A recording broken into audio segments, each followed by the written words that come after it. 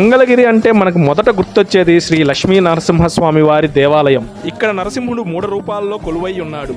కొండపైన గండాల నరసింహస్వామిగా, కొండ మధ్య భాగంలో శ్రీ పానకాల లక్ష్మీ నరసింహస్వామిగా, కొండ దిగువ భాగంలో శ్రీ లక్ష్మీ నరసింహస్వామిగా కొలువై ఉన్నారు.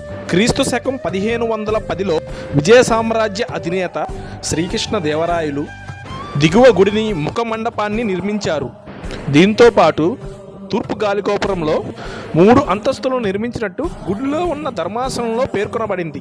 మిగిలి ఉన్న 8 అంతస్తులను 1807-1809 సంవత్సరం మధ్యంలో శ్రీ రాజా వాసిరెడ్డి వెంకటాద్రి నాయుడు నిర్మించారు.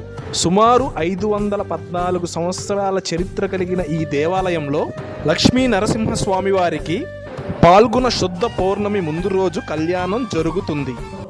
హోలీ పౌర్ణమి రోజు దివ్య రథోత్సవం తిరునాళ జరుగుతుంది. మరి వచ్చేయండి హోలీ రోజున మంగళగిరికి.